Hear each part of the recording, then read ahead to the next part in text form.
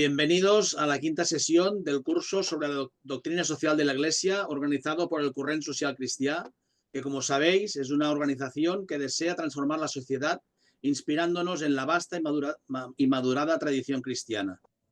En la sesión anterior concluimos la explicación de los principios básicos y valores, y hoy empezaremos a analizar las distintas realidades de nuestra sociedad a la luz de ellos. Antes de empezar, pero recordar las cosas técnicas de siempre, que la sesión es en castellano, porque hay gente de fuera de Cataluña. Recordad de poner vuestro nombre, como estábamos comentando, vuestro nombre real en el Zoom, por si queréis el certificado después de asistencia.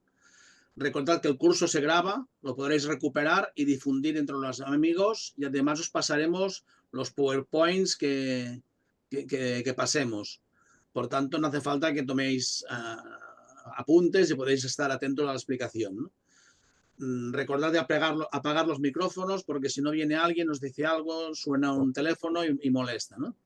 Y por último, las preguntas serán por chat, las vais escribiendo en el chat y se responderán al final, pero podéis ir escribiendo conforme se os vayan ocurriendo, pero la respuesta será al final, ¿no? En las sesiones anteriores aprendimos que para discernir cómo afrontar las cosas nuevas que ocurren en la sociedad, debemos basarnos en la dignidad del ser humano, que es la misma para todos. De la dignidad humana emana la solidaridad, no solo a la personal, sino también de estructuras de solidaridad. Emana también el principio de subsidiariedad, que permite a cada hombre participar de la creación de Dios, y también emana el bien común, que es mucho más que el interés común, como vimos, y tiene como consecuencia la acción prioritaria a los pobres. Los principios se valoran a partir de la verdad, la libertad y la justicia, todas ellas originadas y enfocadas al amor, en vista a conseguir el desarrollo auténtico de la persona. Recibisteis una infografía que contenía todo esto, ¿no? Hoy cambiamos, como hemos comentado, de tercio y empezaremos la parte segunda del compendio de la doctrina social de la Iglesia, que empieza sobre la familia, la institución básica para que la sociedad sea más humana. La presentación irá a cargo de Josep Miró Ardèvol, que todos conocéis, es fundador de Cristians y del Corrent, ha sido consejero de empresas, regidor del Ayuntamiento de Barcelona y conseller de la Generalitat. Sin más dilación, para no retrasarnos, os dejo con Josep Miró. Endavant, Josep. Doncs, bona tarda, buenas tardes. Una acotación al margen del tema. Yo creo que sería bueno mañana mismo hacer por las redes una excusa a todos aquellos que habrán intentado entrar por la otra dirección y que se habrán quedado sin posibilidades de participar, ¿no? Porque no es bueno que se queden con la sensación de que ha habido un vacío. Dicho esto, buenas tardes, bienvenidos, gracias por participar. Mi intervención tendrá tres partes. La primera de ellas estará referida a, intentaré que sea la más breve, todo va a ser breve, pero intentaré que todavía lo sea más. Está referida a lo que son los criterios y fundamentos propiamente dichos que la doctrina general, concretada en el compendio de la doctrina social de la Iglesia, dice sobre la familia. Esta es la parte que muchos de vosotros podéis conocer, o ya conocéis.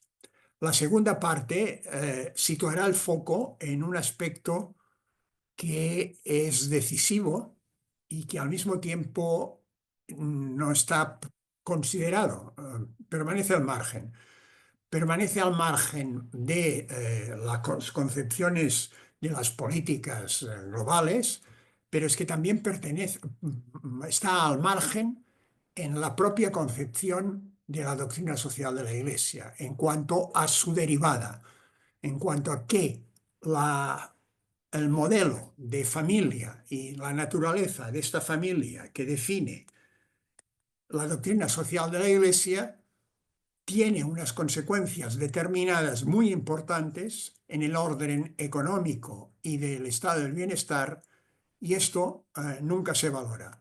Yo situaré el foco específicamente en estos aspectos. Y finalmente, las aplicaciones. Utilizaré para las aplicaciones una primera reflexión todavía absolutamente informal porque no ha sido tratada del abordaje que la corriente social cristiana va a realizar de la familia. Sería, digamos, una tesis inicial que ha de ser confrontada, debatida, considerada y que saldrá, pues, una cosa que tendrá elementos de esta y otros nuevos. Pero me parece que la aplicación debe ser lo más concreta y lo más encarada a una posible acción que sea posible. Y qué mejor acción que la que tiene en cartera precisamente la corriente social cristiana. Como decía, empiezo con estas consideraciones sobre la doctrina social de la Iglesia en relación a la familia. El capítulo 5 del compendio se dedica a ello y ya en los dos títulos iniciales dejan sentada la cuestión, creo yo. Célula natural de la sociedad, la familia, y primera sociedad natural.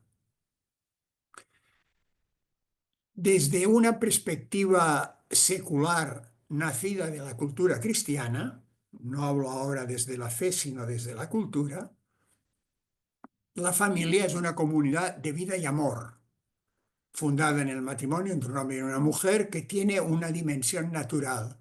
Esto es lo que a su vez dice el compendio en el punto 211. 211. El que tenga esa dimensión natural significa que es una institución previa al Estado moderno, dirigida al bien de los hijos y a su educación. Este hecho, que sea previa al Estado moderno, debería haber significado que este Estado, que se considera único en cuanto a capacidad de determinar cómo hemos de vivir, tendría de haber entrado con extraordinario cuidado en tratar el tema de la familia y el matrimonio. No ha sido así, y esto ha dado lugar a un primer y grave desequilibrio de efectos acumulativos que ya hoy es evidente en cuanto a la gravedad de sus consecuencias.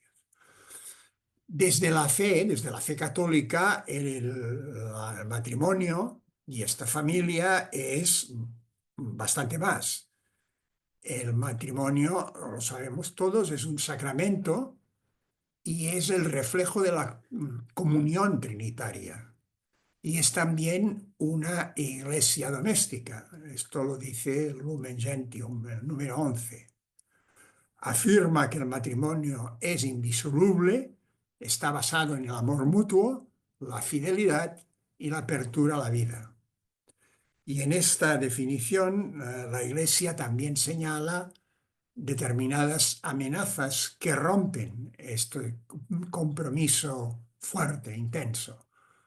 El divorcio fácil o el divorcio a secas, las uniones que no están basadas en el matrimonio, la banalización del compromiso, todo eso juega a la contra. Como veremos más adelante, este modelo, basado en la unión de un hombre y una mujer, abierto a la descendencia, con capacidad educadora, con vocación de continuidad y de estabilidad, tiene como resultado, a través de la constatación empírica, que es lo que veremos, que es precisamente el mejor modelo en razón de los resultados para sus propios miembros, pero también para el conjunto de la sociedad, porque es capaz de generar un conjunto de externalidades positivas. Y esta es la dimensión que se considera poco o nada.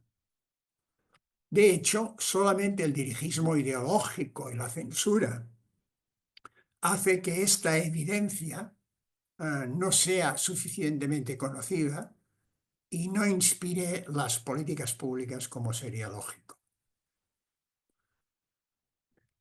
La familia, tal como la concebimos, es santuario de la vida, es el primer lugar donde se acoge, se protege, se valora la vida, desde su concepción hasta la muerte natural. Y por pasiva significa el rechazo de prácticas como el aborto, la eutanasia y los métodos de reproducción contrarios a la dignidad humana.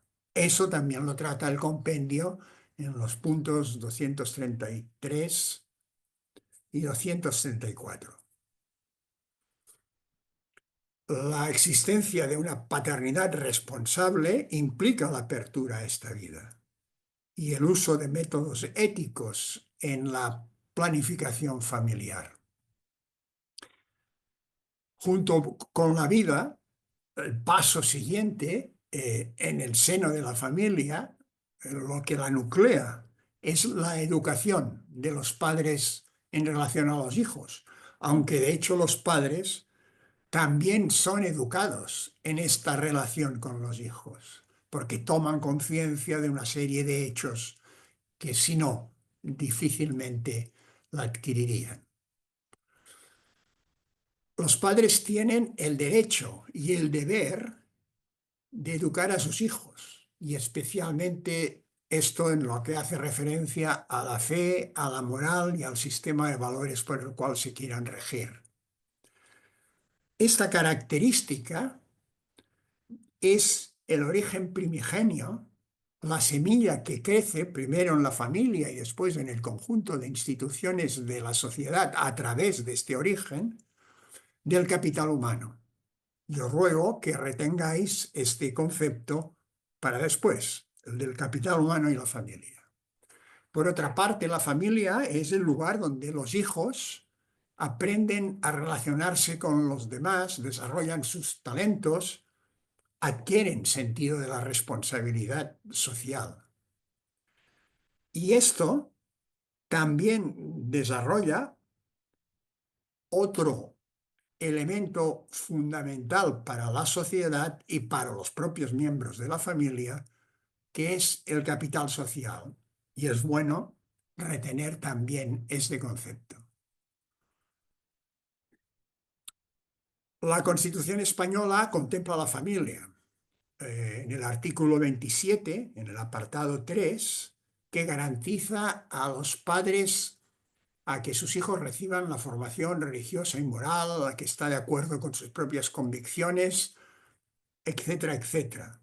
Es uno de los artículos que no se cumplen, pero además no se cumplen a través de leyes, como la última de educación. Y además son leyes que por lo visto son constitucionales, a pesar que niegan la aplicación de este derecho. Pero ya se sabe que en realidad el derecho no deja de ser, sobre todo cuando es de esta naturaleza, un apéndice del poder, y el poder acostumbra a modularlo de acuerdo con sus intereses. Y los intereses de quienes nos gobiernan no eso es exactamente el que de los padres puedan educar a sus hijos de acuerdo con sus propios criterios. Defienden la autodeterminación del ser humano para cambiar de sexo y sitúan la autodeterminación como un principio fundamental, excepto en aquellas cosas que consideran que no ha de existir tal autodeterminación. Por ejemplo, la familia no puede autodeterminarse en cuanto a la educación de sus hijos en materia moral. Otro artículo, 39, asegura la protección social y económica y jurídica de la familia. No la niega, como en el caso anterior, pero realmente, como veremos y como apuntaré más adelante, está francamente maltratada. La Constitución protege a los hijos con independencia de su filiación, pero es una protección relativa, porque España es el segundo país, después de Rumanía, de la Unión Europea donde la pobreza infantil es mayor. Y evidentemente este no es el ranking que nos corresponde por renta per cápita. Hay un exceso de pobreza infantil, digámoslo así. Y esto no cuadra tampoco con la protección integral que el Estado dice garantizar. El artículo 16.1 también reconoce la libertad ideológica y de culto, y esto se extiende a lo que pueden hacer los padres. Un tercer elemento que caracteriza la definición, los perfiles estilizados de la definición de la doctrina social de la Iglesia en cuanto a la familia, es la familia como sujeto social. No es solo una realidad privada que se vive en la intimidad, sino un sujeto colectivo que interviene en la vida social, económica y política. Interviene cuando quiere y como quiere, pero interviene además aunque no quiera, como consecuencia de aquellas externalidades que de manera espontánea se producen. De aquí la responsabilidad que tiene la sociedad y el Estado de proteger y promover la familia para asegurar que esta proyección hacia afuera y esta realización hacia adentro sea lo más positiva posible, porque esto es en beneficio de todos, de los miembros de las familias y del conjunto de la sociedad. El compendio, en el número 252, se refiere a esta cuestión. La familia también es básica para algo esencial y más todavía hoy porque estamos en una crisis en este aspecto que voy a señalar. La familia es quien transmite en primer término la tradición, las fuentes culturales, la lengua, la cultura, los valores, la ética, la fe. Su transmisión no es académica, sino que se basa en el conocimiento, en la práctica, en el testimonio de sus miembros y en el reconocimiento interno de todo ello. Y esto es insubstituible, nadie más puede hacerlo a este nivel y socialmente valioso, porque es esencial para las comunidades de fe, las comunidades de vida, de memoria, de proyecto y por tanto para el conjunto de la sociedad. Sin tradición ni fuentes a los que es posible acudir, no existe una perspectiva razonable de futuro, porque ésta necesita anclarse en el pasado, vivirse en el presente para poder proyectarse en un horizonte de sentido. Ni tampoco sin tradición existen posibilidades de renacimientos, porque los renacimientos no es otra cosa que un poner al día en determinados aspectos a la tradición. Por lo tanto, el papel de la familia en la construcción de la sociedad es absolutamente irreemplazable. Y la crisis que vive la sociedad occidental es en gran medida una crisis de su infraestructura, es decir, una crisis de la familia y de sus funciones. Hay una serie de documentos doctrinales de los cuales señalo 4 y telegrafío para no extenderme más, que son clave para la familia. La Humane Vitae de Pablo VI, que hace referencia a la regulación de la natalidad, al sentido de la vida, del amor, de la procreación, la defensa de la dignidad humana y una profecía que ha resultado acertada, es de 1968, Humane Vitae, o sea que ya hay horizonte para ver cómo ha caído y cómo ha acertado esto, sobre los riesgos que significa apartarse de lo que es la concepción natural, de ley natural cristiana de la vida.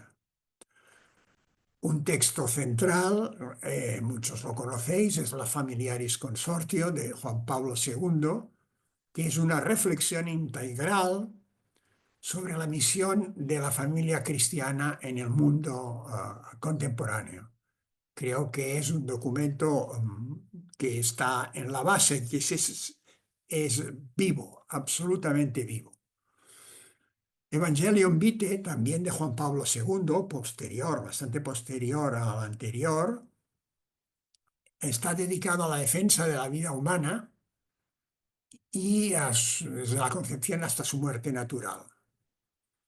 Define un marco en el que la familia tiene todo su papel.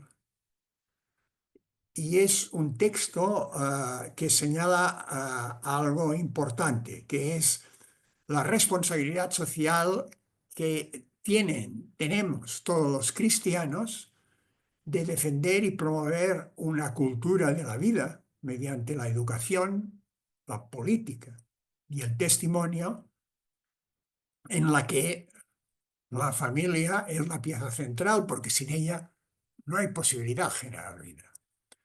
Y por último, Amoris Laetitia, que es el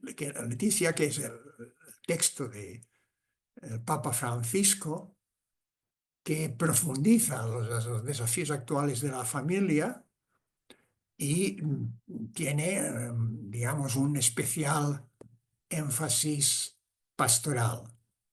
Señala tres aspectos que son comunes al conjunto de la visión de la doctrina social de la Iglesia sobre la familia. La familia como lugar de crecimiento personal, donde se vive la fe para aquellos que la tienen, se forma en valores y virtudes que son practicadas y se cultiva el amor entre generaciones.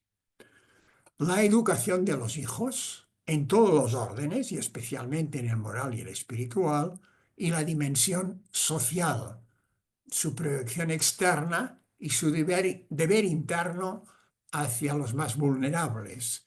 Y externamente este servicio a los más vulnerables se traduce en la necesidad de construir una sociedad más justa. Esto sería a grandes trazos lo que podríamos denominar las características o como decía antes, los perfiles estilizados de la doctrina social de la Iglesia. Vayamos por la segunda parte.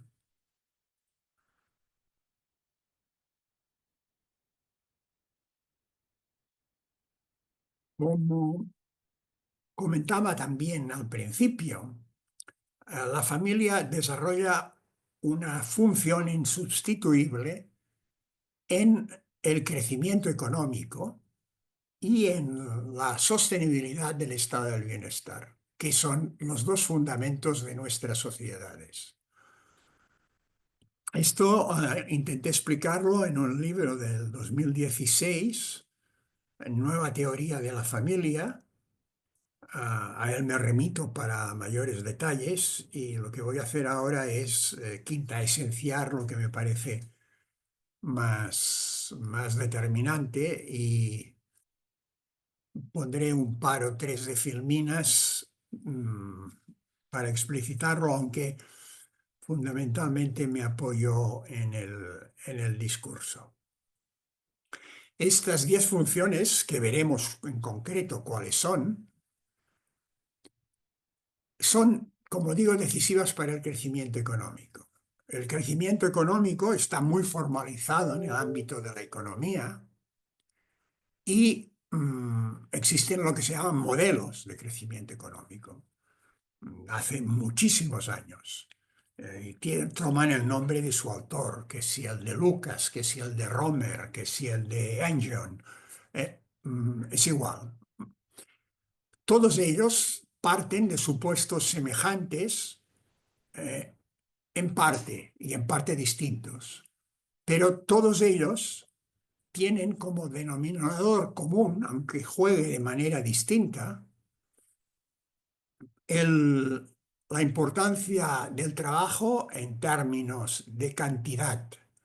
Y esta sería la versión más antigua de los modelos, aunque sigue vigente, evidentemente, que era prácticamente lo único que consideraba el trabajo y el capital.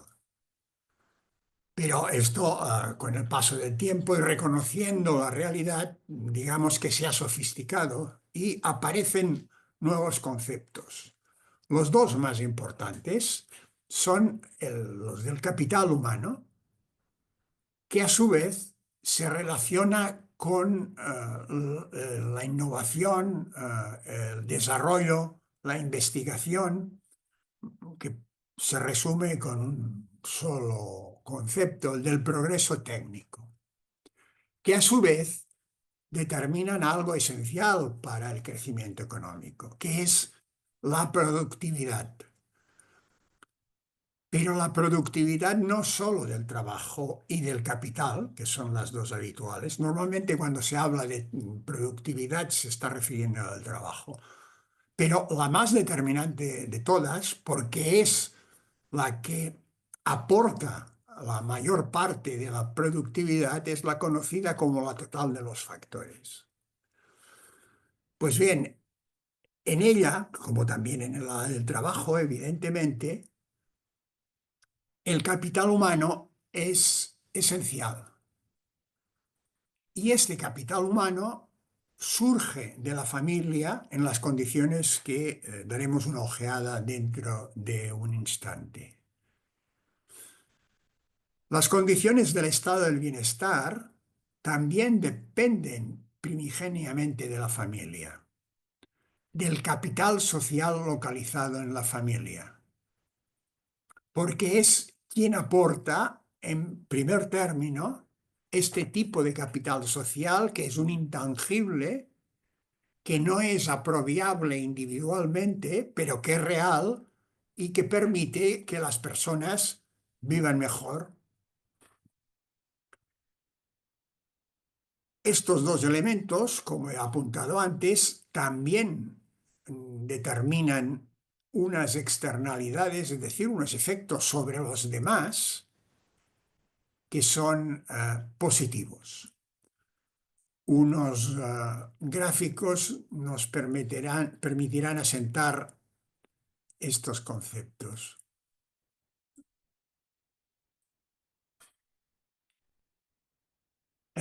¿Puedes darme entrada a los gráficos? Sí, sí, ho pots fer, Josep.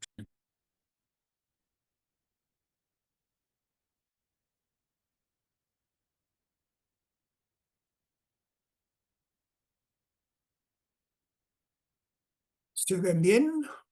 Sí, funciones de la familia. He estado hablando de las funciones de la familia que son las que inciden en el bienestar, en el crecimiento económico y en el bienestar. Hay 10 de estas funciones que son insubstituibles en 9 casos y en uno no, en uno es compartido por otras instituciones. Solo la familia estas 9 las puede realizar o las puede realizar en términos equivalentes de eficiencia. La primera es la complementariedad, que es la base de todo. Una complementariedad genotípica y fenotípica que surge del hecho del hombre y mujer. Si se prescinde de este hecho, la función inicial de la familia queda maltrecha, porque no es capaz de generar las demás en las medidas, en la medida adecuada. Pero eso no es suficiente, ha de existir también la estabilidad del vínculo entre el hombre y entre la mujer. No sirve de nada la complementariedad si dura lo que un caramelo en la puerta de una escuela. Esta estabilidad tiene dos posibles expresiones de la función. Una es el óptimo.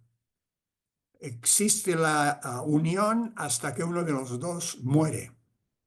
Y un subóptimo, que es que esta estabilidad dura hasta que el último hijo finaliza la enseñanza secundaria.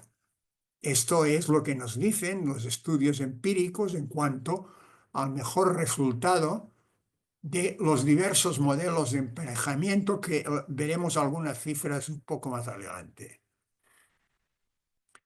La capacidad de engendrar como potencial general con excepciones que no hacen otra cosa que confirmar la regla, es otra de las características.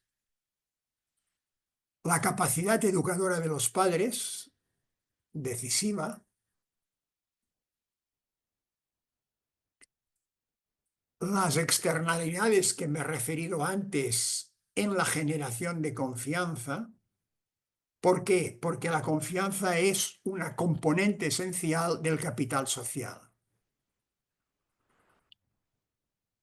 La sexta función es la eficiencia en la aplicación de los recursos internos que dispone la familia, porque no todas las familias son igualmente eficientes en este sentido.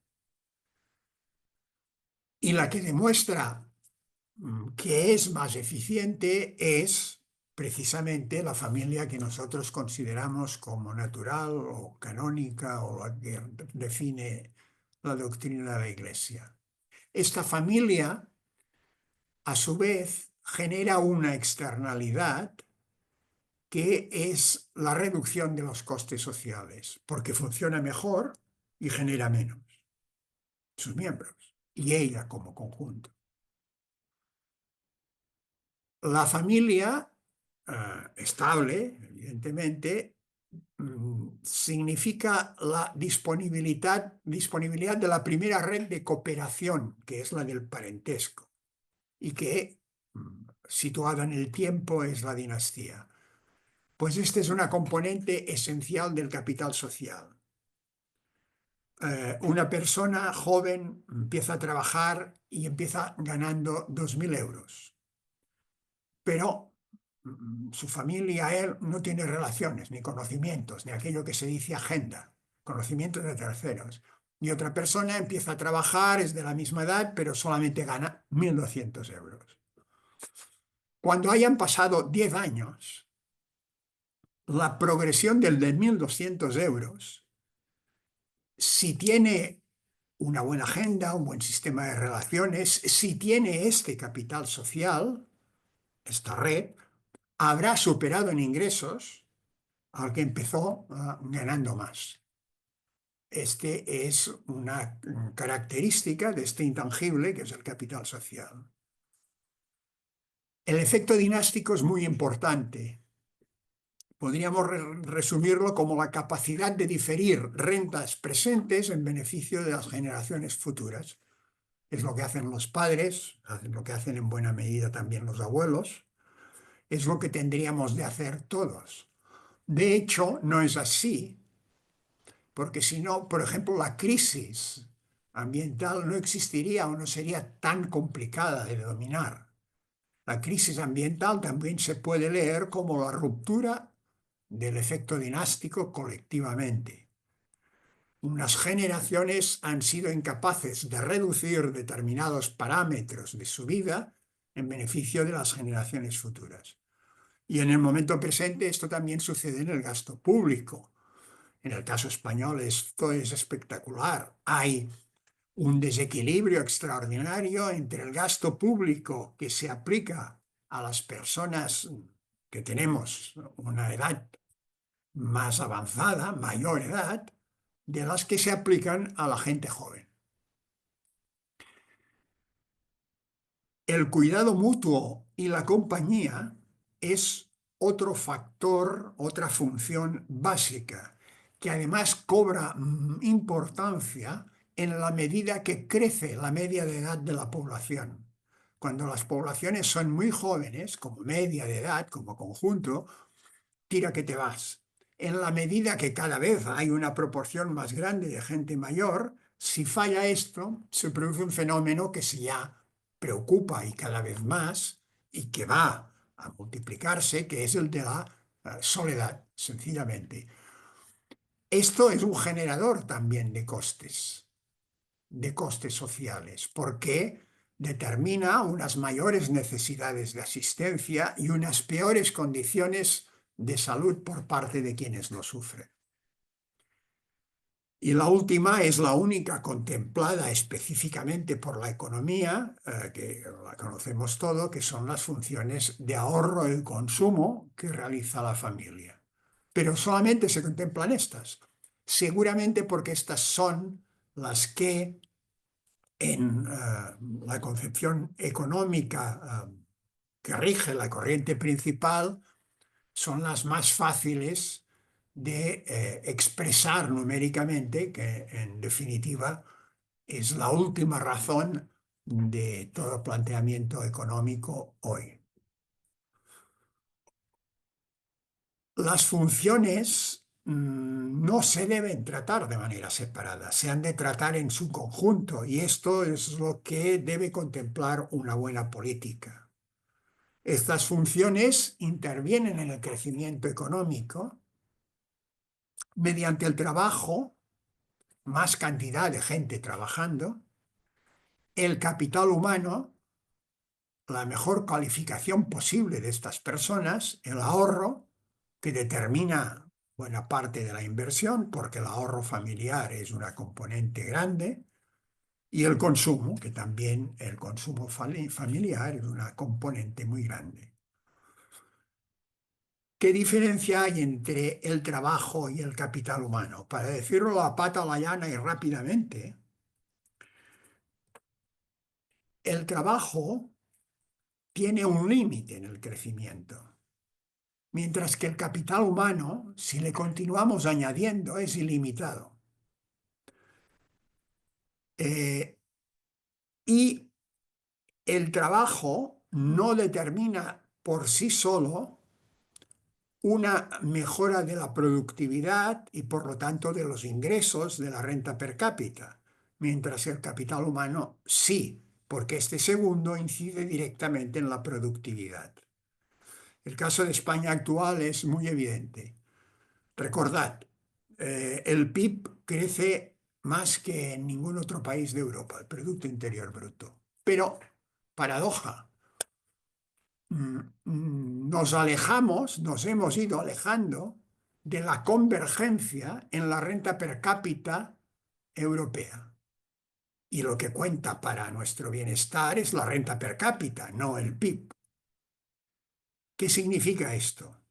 Que el pastel crece, el PIB, pero como crece a través de el trabajo, de la cantidad de trabajadores, debido a una gran inmigración en estos últimos años, también crece el número de comensales y por lo tanto las porciones que nos tocan a cada uno pues no mejoran mucho.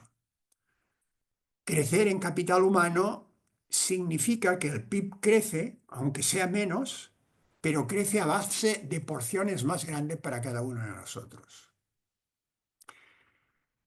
Y después el estado de bienestar, que tiene como crecimiento el capital social como factor y como derivada la reducción de los costes sociales. Es muy importante la reducción de los costes sociales, que se expresan de muchas maneras distintas. En el civismo, en las actitudes de comportamiento, por ejemplo. El coste que tiene la renovación del mobiliario urbano, para decir lo primero que se me ocurre, cada año en Barcelona es considerable. Y en muchos de estos casos el mobiliario urbano es destruido por juego, por vandalismo.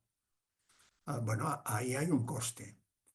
El coste social determina la aplicación de un recurso público para paliarlo o compensarlo.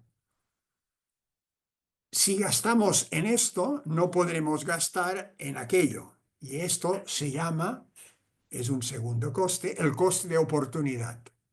Si tengo de gastar en paliar un coste social, no podré gastar en mejorar lo que sea. Pero a su vez, si genero este coste, estaré generando un tercer coste público, que es el llamado coste de transacción, que es, en términos, digamos, empresariales, sería el coste que representa hacer cumplir un contrato. Yo firmo un contrato que venderé tantos motores a la China. Desde que fabrico el motor hasta que llega a la China y se cumplen las condiciones garantizadas, etcétera, etcétera, yo tengo un coste para conseguir que esto se verifique y se lleve a término. Este es el coste de transacción. Esto también se da, pero dentro de la propia administración. Solo una parte del ingreso que registra la administración de un determinado departamento, de un determinado ministerio, se traduce después en los bienes o productos finales a los que se ha destinado. Hace un montón de años, y por lo tanto esto puede haber cambiado, estudié este tipo de costes aplicados a lo que entonces tenía un ministerio propio, el Ministerio de Asuntos Sociales, el Departamento de Bienestar Social de la Generalitat y Cáritas. La proporcionalidad tremenda.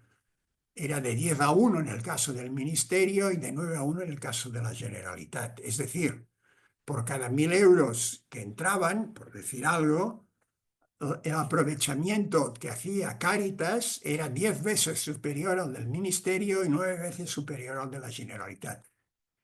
No es una buena comparación, pero sirve, porque en Cáritas hay una parte importante de los servicios que son prestados por el voluntariado, y esto evidentemente tiene un coste marginal, pero da una idea de lo que quiero decir. He estado hablando del capital social y del capital humano. Para fijar los dos conceptos, aquí tenéis ¿esto cómo se llama? Carátula, bueno, lo que sea, filmina.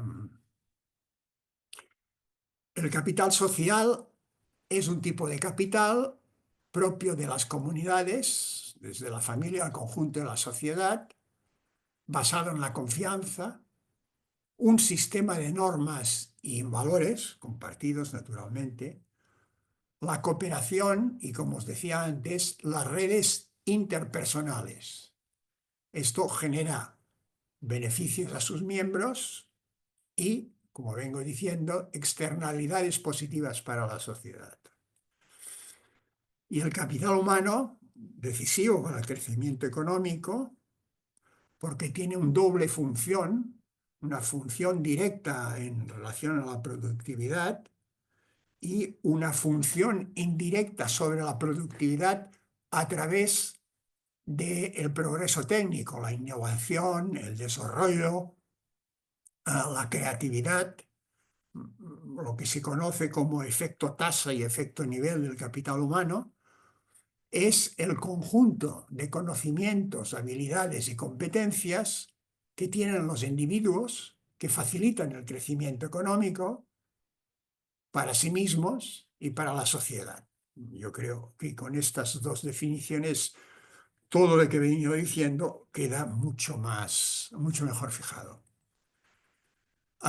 No me voy a detener demasiado, simplemente es un esquema que nos dice que la familia actúa mediante el capital social, que aquí es muy importante el inicio, el rendimiento escolar, que tiene como variables negativas el fracaso escolar, el abandono escolar temprano, el porcentaje de alumnos en niveles de excelencia muy bajo en el nivel español, todavía peor en el nivel catalán, el capital social, normas compartidas, confianza, red familiar y algunas expresiones, digamos, más específicas. Tiempo de dedicación a los hijos, tiempo efectivo de dedicación a los hijos, o sea, descontado las funciones primarias, darle de comer y cosas de estas. Las expectativas que la familia crea sobre los estudios influyen de una manera decisiva en su rendimiento. Evidentemente, la renta disponible por la familia y el nivel cultural, aunque después veréis que hay un matiz interesante en esto. Y la estabilidad locacional. La familia que vive siempre en un mismo sitio o que hace pocos cambios a lo largo de su vida, tiene ventajas sobre aquella que necesita ir cambiando. Y después hay otros elementos de interacción de la familia que guardan relación con la natalidad y que procuran elementos de este tipo, ¿no? Por ejemplo, hay una relación entre la natalidad y la propensión a la inversión a largo plazo, etc. No me detengo porque me estoy comiendo el tiempo. Y última película, he dicho antes que empíricamente la familia tenía el mejor resultado para los demás y para sí misma. Hay un estudio del año 2009. No, este es otro. Este es el del, me precipito, queda una filmina más. Este es el de la importancia del capital social y el capital moral. Javier Elfo, que os sonará a algunos, es un sociólogo, ahora ya está retirado, vasco, pero que en el 2009 hizo un estudio sobre los modelos familiares en Cataluña y los organizó en 4 clústeres en función de cómo funcionaban sus valores, etc. Y los relacionó con el resultado escolar. Estos 4 clústeres eran la familia convivencial, que representaba entonces el 32%, la conservadora, que era algo más del 30%, lo que él denominaba familia progresista y la familia conflictiva. De estos 4 grupos, los que obtenían los mejores resultados, sus hijos, era la familia convivencial y la conservadora, clara y nítidamente. La que tenía un peor resultado era la conflictiva. Sus miembros se peleaban, estaban desunidos, ahí había motivos de roces continuos, pero había otros factores que lo explicaban también. Era la que tenía ingresos más bajos y también un nivel educativo peor, y esto por sí mismo ya determina un mal rendimiento de los hijos. Hasta aquí todo sería, vaya, no valdría la pena citarlo. Pero atención, la familia progresista, que era casi una cuarta parte de la población de familias de Cataluña, tenía por un lado la característica que es la que presentaba el grupo con unos mayores ingresos, renta más alta, y el mayor número de años de estudio reglado, que es una forma de medir el capital humano. Pero a la vez, los resultados que presentaban sus hijos en cuanto al rendimiento económico estaban más cerca de la familia conflictiva que de la familia convivencial y conservadora. Y esto se explica a través del capital social. Los elementos de libertad, con comillas o sin comillas, que tenía la familia progresista determinaba que no existieran unas normas de convivencia interna suficientemente bien determinadas que permitieran que los hijos tuvieran o sintieran el deber o el estímulo de esforzarse en los estudios, resumiendo mucho. Y esto tiene una constatación con estudios que no tienen nada que ver con este, pero que coinciden, convergen en cuanto a la interpretación, que son los estudios de Coleman. Coleman es un tío norteamericano que desde los años 80 hizo una serie de estudios que relacionaban capital humano y capital social. Es un hombre, digamos, famoso en este ámbito. Este es un resumen de uno de los resultados sobre las escuelas. Comparaba las escuelas públicas en Estados Unidos, que son las mayoritarias, las religiosas, sea cual sea la confesión, aunque mayoritariamente son cristianas, y las privadas, que son las escuelas de élite, que tienen un coste importante. El fracaso escolar, corregido en función de la renta de los padres, porque si no se corrige esto, mal asunto, determinaba que, como era de esperar, la escuela pública era la que tenía peores resultados, 14,4%. Pero atención, la escuela privada religiosa, la más cara, la más costosa, tenía un resultado que no difería enormemente de la escuela pública. Y la que realmente marcaba la diferencia era la escuela religiosa. Coleman no explicaba esto en razón de ninguna fe. Lo explicaba en el sentido que la escuela religiosa tenía un capital social localizado en la escuela y los hijos de las familias que llevaban a sus hijos a la escuela mayoritariamente o en una proporción más elevada que los otros también eran poseedores de un mayor capital social. Y esto también se percibe cuando en vez de considerar las escuelas se consideran los individuos. En la escuela pública, en función de si no asisten a las prácticas religiosas de su comunidad, no de la escuela, que en Estados Unidos no existe tal cosa, o son religiosos practicantes. La diferencia en el fracaso escolar era de 2-1, pero 2-1 muy alto, porque era el 19,5.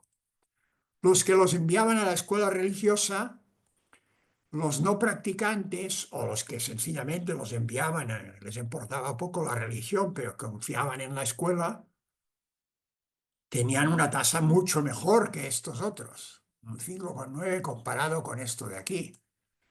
Pero evidentemente su resultado, a pesar de ser bueno comparado con el otro, era inferior a los mismos alumnos de esa escuela religiosa que eran practicantes. También en ese caso la proporción era 2-1, pero claro, con porcentajes muy bajos, óptimos de fracaso escolar. Esto explica la importancia del capital social. Y finalmente, y termino aquí, creo. Sí, termino aquí. Lo que había empezado a decir, he dicho que la familia es beneficiosa si cumple un determinado modelo para sí mismo y para los demás.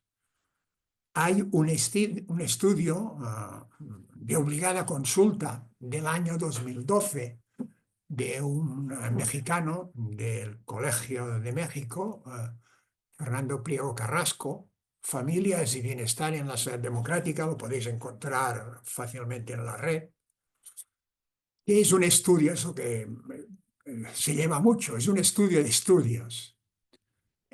Trabajó con más de 3.000 registros de 13 países, 4 europeos, uno de ellos España, Canadá, Estados Unidos, 4 de América Latina, Australia, Japón, es decir, un marco amplio.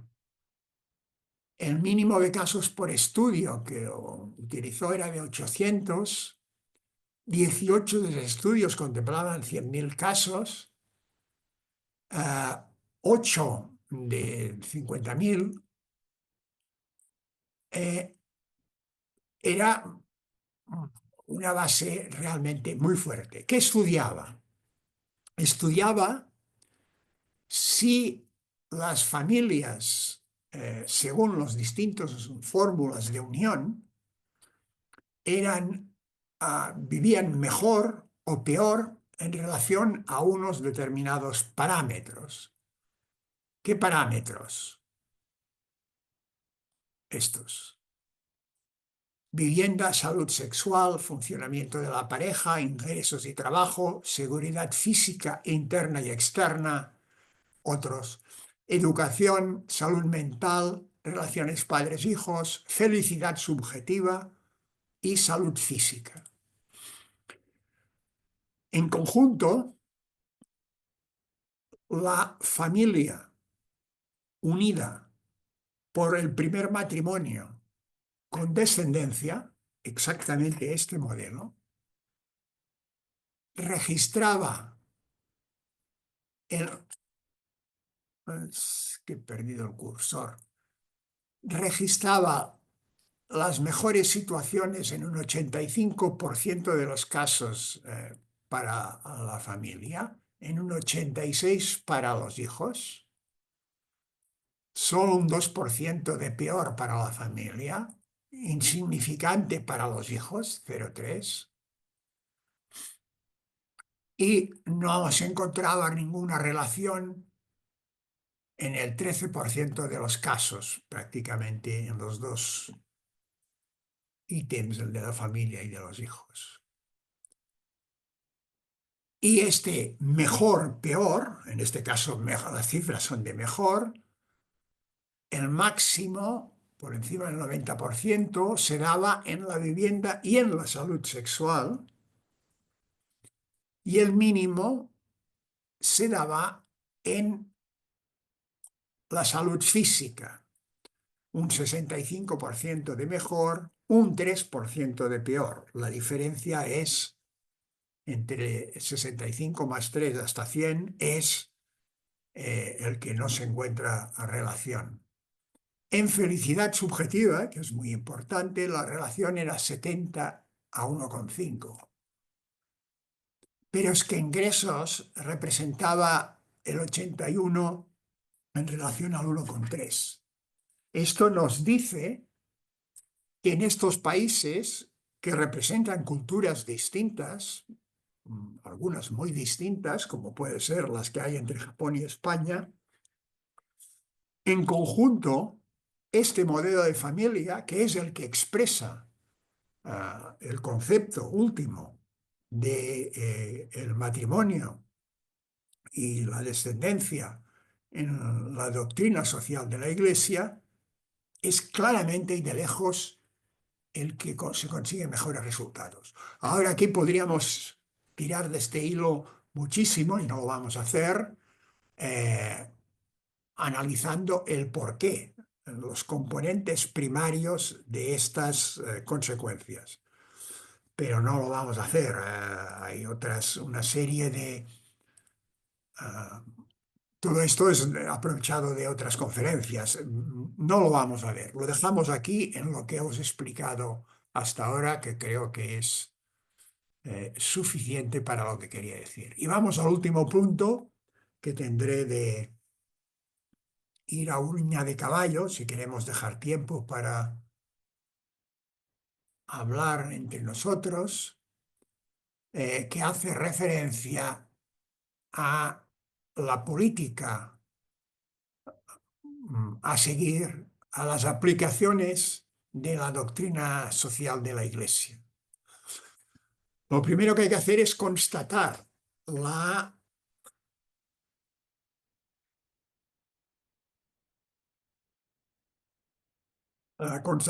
deficiente situación española.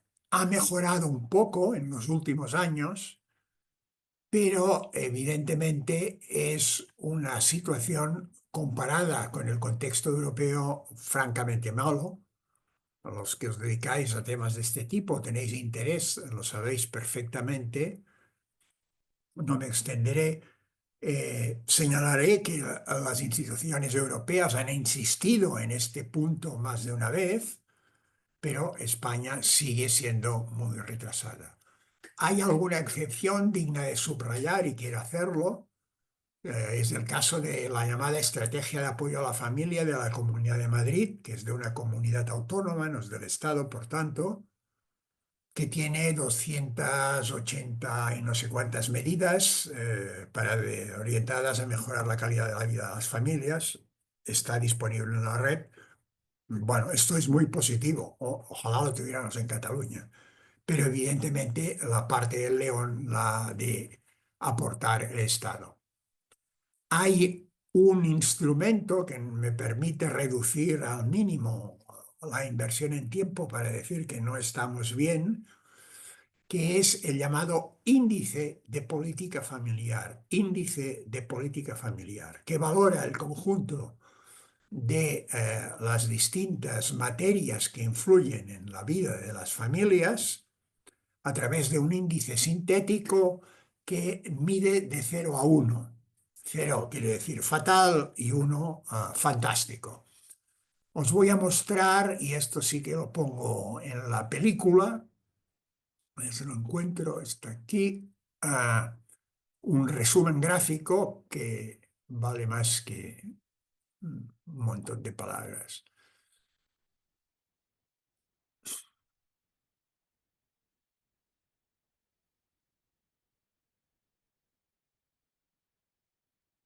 Este es el índice de políticas familiares de España desde 1999 hasta 2020, o sea, un periodo largo, a través de 3 subíndices que a su vez incorporan distintas variables, ¿no?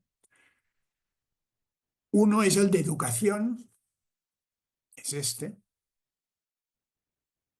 Podéis ver que ha ido subiendo, pero que tiende a estancarse y hasta el año 20, el de la pandemia, que cayó. No sé dónde está ahora, pero no debe haber grandes cambios. El de transferencias monetarias de todo tipo, es decir, directas a través de desgravaciones fiscales, de ayudas específicas a la familia que no sean de tipo general. Bueno, ha seguido esta evolución. Aquí hubo una alza, aquí hubo otra, aquí hubo una caída. Esto es la crisis. En 2008 empieza la crisis y vienen unos recortes. Y ha remontado muy poco lentamente. Y los permisos parentales, estos sí que desde el 2016 han registrado una serie de mejoras. Este sería el comportamiento. Ahora hemos de fijarnos en esto que representa. 1 sería lo óptimo, 0 sería desastre. Bueno, el conjunto queda lejos del 0,5. Se sitúa, como podéis ver, como mucho en el 0,4 en relación a los permisos parentales, el que va mejor, en poco más del 0,3 y en poco más del 0,2. O sea, en ningún caso llegamos al aprobado y en 2 casos son suspensos clarísimos. Esto es la radiografía española. A partir de estas premisas, quiere decir que lo que se debe hacer es mucho, porque además aquí se suma todo aquello que distorsiona en negativo las leyes que funcionan en sentido contrario a lo que sería interesante. Países que obtienen un buen índice son Hungría, Francia y Polonia, y después los nórdicos, pero Hungría y Francia y Polonia vale la pena destacarlos. ¿Sobre qué bases? ¿Cuál sería el marco de referencia que debería tener una buena política pública? Una, hacer efectiva la perspectiva de familia, es decir, que el conjunto de las leyes tuvieran como referencia sus consecuencias positivas o negativas para evitarlas de la familia. Hay un antecedente en esto. En el 2015 se aprobó una proposición no de ley en la que establecía esto. Pero, claro, una proposición no de ley es un brindis al sol y, por lo tanto, no se ha aplicado nunca. Es un punto fundamental, la perspectiva de familia. Hay sentencias del Tribunal Constitucional, 3, pero no recuerdo las fechas cuáles son. Si a alguien le interesa, se las podré facilitar, que abundan en este sentido, no el de la perspectiva de familia, pero sí en el que las políticas del Estado sean beneficiosas para la familia, que viene a ser lo mismo. Segundo punto, una política integral, marco para la política familiar. La política familiar no es solo dar ayudas, muy importante, no es solo la conciliación, muy importante, es todo un paquete, porque como hemos visto antes, sus ramificaciones son múltiples y por lo tanto ha de ser vista desde esta perspectiva. Y de ahí que medidas sectoriales en sanidad, en vivienda, en educación, en fiscalidad, tengan un papel que ha de ser considerado. De ahí que la política familiar ha de ser desde tener una posición transversal, Cuando se dice que para que un país funcione las empresas han de ir bien, se está diciendo una cosa real. Pero se olvida de decir que para que las empresas vayan bien es necesario que las familias también vayan bien. Deben desarrollarse políticas dirigidas a facilitar la conciliación en el conflicto y la estabilidad familiar y de la familia. Este es un país curioso porque gasta montones de dinero en perseguir la violencia sobre la mujer, no se gasta nada en perseguir la terrible y mayor violencia sobre los menores de edad, sobre todo la violencia sexual, pero se gasta mucho dinero en el otro aspecto, lo que llaman violencia de género. Pero es de los últimos países de Europa en la existencia de instrumentos y servicios de conciliación, que es un factor de prevención importante para que el conflicto no se transforme en violencia.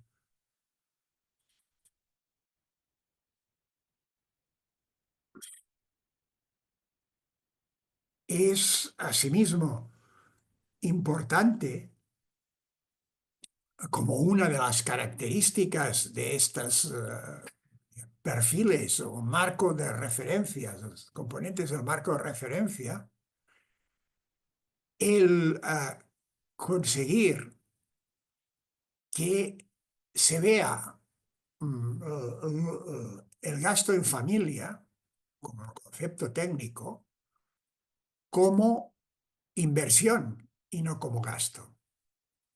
Porque en realidad es una inversión, porque influye en el desarrollo del bienestar y de la prosperidad. Y esto es evidente.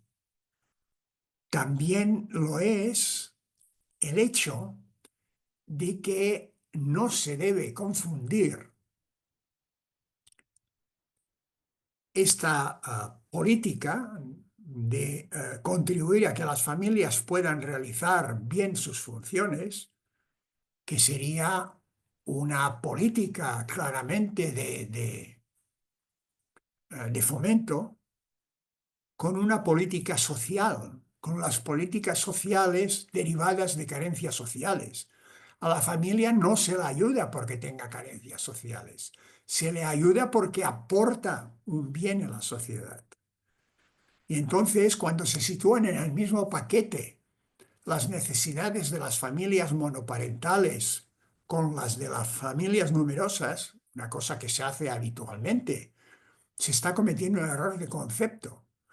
Con independencia de cómo se concrete económicamente, de las ayudas, pero conceptualmente son dos cosas distintas. A las familias numerosas se les aporta recursos porque su función es positiva para el conjunto de la sociedad. A las familias monoparentales se le aportan recursos como un servicio social, como otros hay, para compensar carencias que tienen. Son dos cuestiones absolutamente distintas. Eso sucede con las empresas. Se puede ayudar a una empresa que está en situación de crisis y no se confunde esto con las políticas de fomento para mejorar la productividad, la investigación o lo que sea de las empresas que van bien. Es también necesario un mayor apoyo a las familias numerosas, porque son las que más contribuyen. Hay algo que es radicalmente injusto y que está ahí y pasa desapercibido. En un sistema de seguridad social, de reparto como el nuestro, quienes cobran la pensión hoy no lo cobran por el dinero que aportaron. Aquel dinero ya se gastó, no existe. Lo cobran porque hay unos cotizantes que pagan la cuota a la seguridad social. Bien, ¿de dónde salen estos cotizantes? De las familias con hijos. Por tanto, su papel es extraordinariamente positivo, porque sin ellas la sociedad, la seguridad social se encuentra en crisis, porque no hay suficientes aportaciones. Esto y la variable de la productividad y el capital humano que me he referido antes, pero no lo mezclo para no complicar la explicación. Estas personas con hijos deberían recibir una compensación importante también en su jubilación. Y sobre todo, deberían recibirla las mujeres, que son la pieza fundamental de todo esto. Tanto si han trabajado, como si han trabajado pocos años, como si no han trabajado ninguno.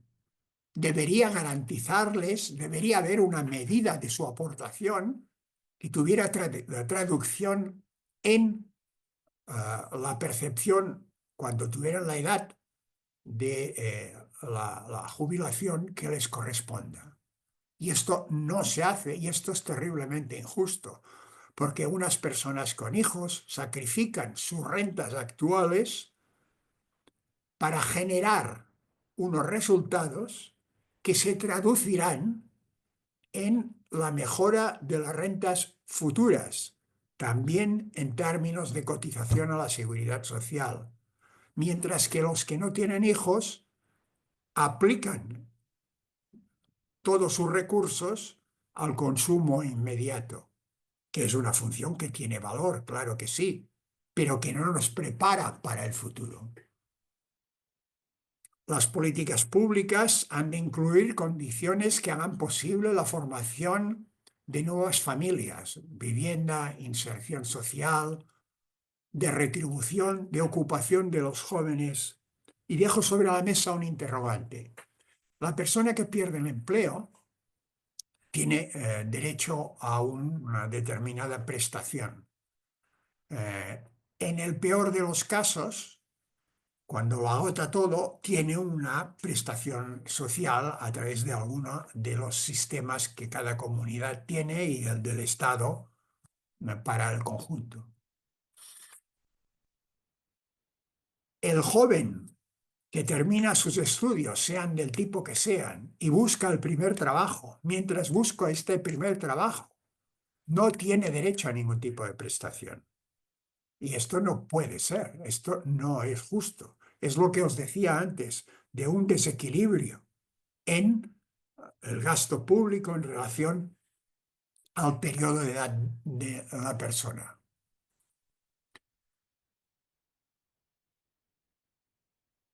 La prestación que se dé a las familias no solo ha de tener en cuenta el número de hijos, sino que se ha de actualizar y ha de tener una compensación que sea proporcional al coste real de mantener un hijo. No pueden ser cifras simbólicas. Te damos 1.000 euros cuando tienes el hijo por una sola vez, o las que existen ahora con carácter continuado. Evidentemente, en una sociedad plural como la nuestra, debe existir un reconocimiento jurídico a vínculos familiares que no están basados en el matrimonio. Esto está fuera de discusión. Pero lo que no puede ser es que esto se haga, como se ha hecho, a costa de eliminar la protección singular de las familias basadas en el matrimonio. ¿Por qué? Porque son estas familias, este vínculo, el que empíricamente muestra que existe una mayor estabilidad, y esta estabilidad es la que nos conviene. El viva la Virgen no es una respuesta a los problemas de nuestro tiempo, a la crisis del estado del bienestar. Es todo lo contrario. Habría muchos más aspectos relacionados con la enseñanza, relacionados con la salud, con la protección a la mujer embarazada, a la madre, a la natalidad. No voy a abordarlos porque me comería la sesión y me he alargado en exceso.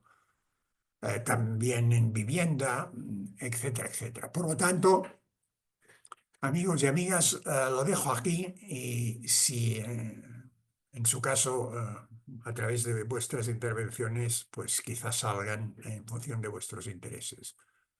Muchas gracias por vuestra atención, porque sé que además a través del plasma las sesiones son más pesadas que con las presenciales, y cuando se alargan, como me ha sucedido a mí, pues caen un poco como una losa. Muy gracias por vuestra consideración. Muchas gracias, Josep. Pues pasamos a las preguntas. De momento creo que solo hay una, que Josep nos comenta: en mi opinión, dado que el criterio general es el de asimilar a la familia tradicional con posiciones políticas conservadoras, el bloque de partidos de izquierda y extrema izquierda nunca apoyará políticas socioeconómicas favorecedoras a este modelo familiar opuesto a sus principios. Es una opinión, una pregunta. No sé si volvemos Sí, a algo. sí. Es una forma como otra de equivocarse, porque lo que acabo de decir no es de derechas ni de izquierdas, es la realidad. Lo que sucede, y no solo las izquierdas, sino también las composiciones del lugar liberales, del liberalismo cosmopolita, tampoco tienen ningún interés en considerarlo. Evidentemente se equivocan, pero hay una razón de ello. En el siglo XX, sobre todo en las dos terceras partes primeras del siglo XX, el gran debate era sobre el modo de producción y cómo se conseguía la justicia social a pesar de ocupar lugares distintos. Es este modo, en este modo de producción. Unos eran ingenieros, otros eran trabajadores manuales, unos directivos, otros eran asalariados, etcétera, etcétera.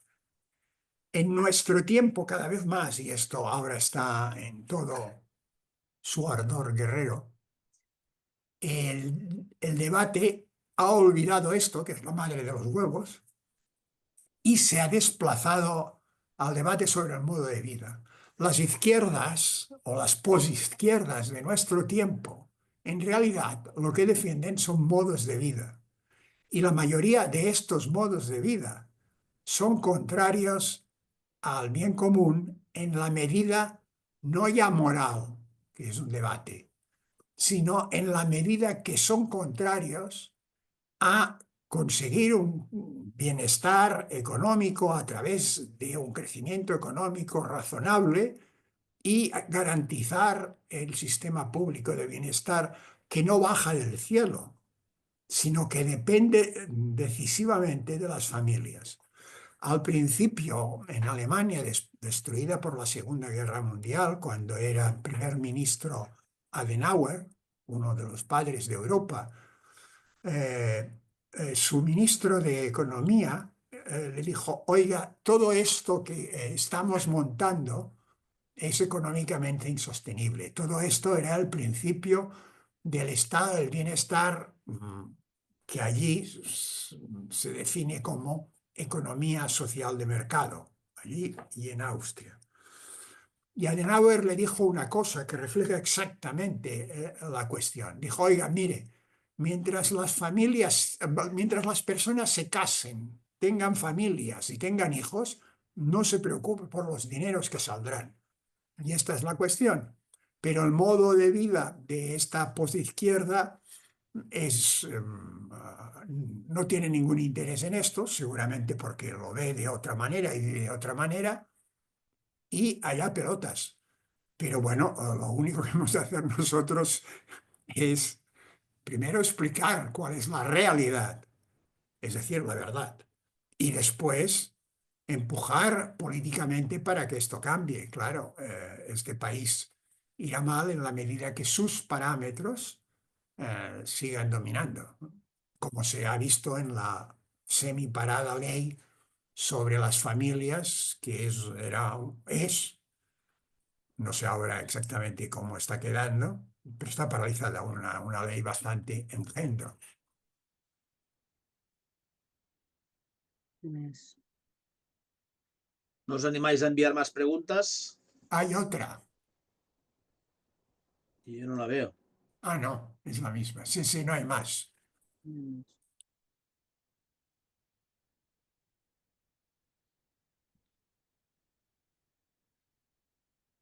Estupendo. Esto quiere decir dos cosas. Que vuestra conformidad con lo que acabo de decir es muy importante. Yo evidentemente me quedaré con nuestra hipótesis, pero hay otra hipótesis menos favorable, que es que os ha caído una losa encima después de mi intervención que os ha dejado absolutamente aplastados y pensáis, quitémonos la losa lo más pronto posible de encima. Yo me quedo con la primera, evidentemente.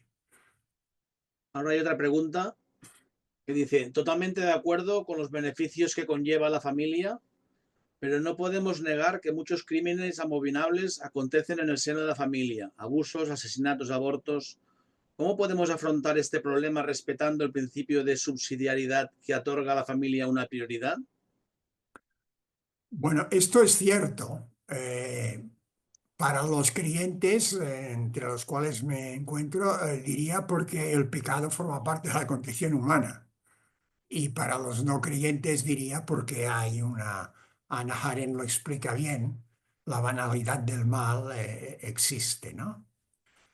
Y por lo tanto, en la familia normativa, pueden existir estas cosas. Pero atención, si os habéis fijado en las cifras que he dado antes, son mucho menos menores. Antes os explicaba en aquel estudio de estudios que el aspecto de la seguridad, que era uno de los parámetros que medía, en el aspecto de la seguridad, seguridad física interna y externa, en el 87% de los casos era mejor eh, la familia formada por el primer matrimonio con hijos. Y solo en el 0,2% de los casos no sucedía esto. Por lo tanto, sí sucede, pero sucede mucho menos. Es una excepción a la regla y por lo tanto no hemos de invertir mucho tiempo en estas cuestiones.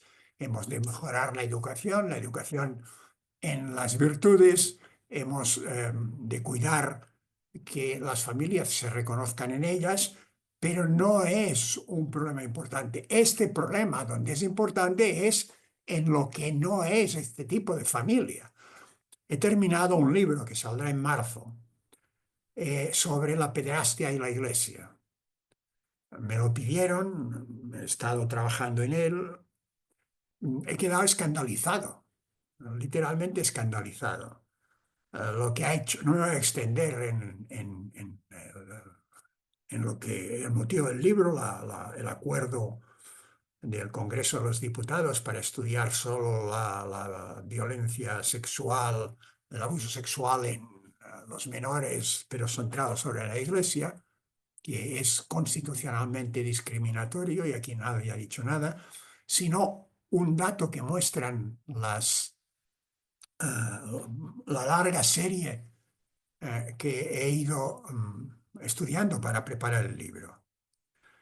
Solo entre el 0,2 y el 0,4%, y en la mayor de las hipótesis en menos del 1%, con tendencia a reducirse a lo largo de estos últimos 20 años, es decir, que la frecuencia estaba en el siglo pasado, los casos de violencia sexual, de abuso sexual, no de violencia, de abuso sexual relacionado con menores, están producidos por personas vinculadas a la Iglesia Católica. Y el 99, la coma que se quiera después, están producidos fuera. Y el Congreso y nosotros mismos nos hemos centrado en esto. ¡Oh, qué terrible! Y no hemos dicho ni una sola palabra sobre el resto. Pero es que además la gravedad se multiplica, porque mientras los casos de este origen se han ido reduciendo desde los años 70 y 80 y sobre todo en este siglo, y en los últimos 10 años prácticamente son 1,5, 2 al año, los otros, los que se cometen de abusos sexuales contra menores, han crecido, pero han crecido de una forma brutal. De manera que entre el 2014 y el 2023 se han doblado. Se acercan en el 2023 a cerca de 10.000 casos, 9.000 y no sé cuánto, no recuerdo, casos de abusos sexuales en menores al año. No se movió en una hoja. No le preocupa a nadie. A nadie. Hay más casos de abusos sexuales en menores que en mujeres adultas de 18 a 35 años, que es la edad donde se produce en mayor frecuencia. Eso en términos absolutos. Porque si buscamos la prevalencia, es decir, los casos en relación a la población, entonces el drama se multiplica. Porque es mucho más importante, sobre todo en las adolescentes de 14 a 17 años. Y aquí no pasa nada y nadie dice nada. Por lo tanto, está bien que nos ocupemos de aquello que funciona mal en lo que defendemos, es nuestro deber, pero en ningún caso debemos de olvidarnos de denunciar el escándalo que se comete haciendo servir de chivo expiatorio, sea la Iglesia, sea la familia, sea aquello que creemos, para ocultar la gran tragedia que se produce en el conjunto de la sociedad que funciona con parámetros absolutamente alejados de los que nosotros consideramos como correctos. Hay otra intervención más que dice que muchas gracias por tanta sabiduría y preguntan si podemos tener este PowerPoint y la respuesta es que sí, os lo enviaremos dentro de unos días junto con el link del vídeo. Pues son las 8:30. Si no hay más preguntas, lo dejamos aquí, ¿no? Se puede intervenir. Sí. Hola, Si quieres intervenir en directo. Vamos a llevar un poco la contraria al ponente porque si no, no se va a quedar tranquilo. Cuando hablabas de la función educativa de la familia, distinguías entre hasta al final de secundaria, que era más importante, y luego la separación de los padres a partir del final de la secundaria no tenía tanto efecto. Sí y no, porque unos hijos, aunque tengan 18 años, 20 años, que ven que sus padres, que el matrimonio de sus padres se rompe, digamos que lo que era el suelo donde habían crecido, el hogar familiar se rompe y se destruye, esto tiene un efecto muy negativo en los hijos de caras a animarse a reproducir, ¿no? A hacer ellos su propio matrimonio, a tener un matrimonio cuando sean mayores. Por tanto, yo creo que esto subraya, esta observación que hago, subraya el hecho de lo importante que es el matrimonio como el pal de paller, ¿no? Como el fundamento de la familia, y lo importante que es la fidelidad de los padres siempre, siempre. Es importante cuando son pequeños, evidentemente, cuando son adolescentes, cuando son jóvenes, incluso yo diría cuando son mayores y cuando se han casado, ¿no? La decepción que supone el hecho de que unos padres se divorcien, aunque tengan 60 o 70 años, pues es siempre muy grande. Solo quería comentar esto. Yo no he dicho esto. Tú has distinguido No, dos...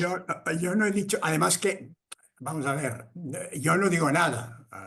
Lo que he verbalizado son los resultados de trabajos empíricos. Lo que he dicho es que la estabilidad del matrimonio para no hablar de indisolubilidad, que es una categoría confesional, la estabilidad del matrimonio, alcanza su óptimo si los cónyuges consiguen vivir juntos hasta la muerte de uno de los dos. Primera afirmación. Este es el óptimo. Y hay un subóptimo, por lo tanto ya no es lo óptimo, que se sitúa en un punto concreto. ¿Cuál es este subóptimo? Como mínimo, que aguanten hasta que la secundaria esté terminada por parte del segundo hijo. No, esto no quiere decir que esto sea bueno, esto no quiere decir que no tenga efectos negativos. Quiere decir que tiene efectos menos negativos que si la ruptura se produce antes y que tiene efectos más negativos que si la ruptura se produce más tarde. Sí, Esto está es claro. exactamente la forma de interpretar lo que he dicho. No que no tenga importancia que la ruptura. La ruptura siempre es mala, por razones que tú has explicado muy bien, y además por una, podríamos decir, de carácter técnico. Cuando una pareja se rompe, el capital social de aquella unidad se reduce automáticamente a cero, de entrada. Después se puede rehacer en alguna medida. Y naturalmente una pérdida tan importante de capital social tiene costes en muchas dimensiones, sobre todo las relacionadas con lo que es el capital social. Pues lo dejamos aquí. Buenas noches a todos y muchas gracias.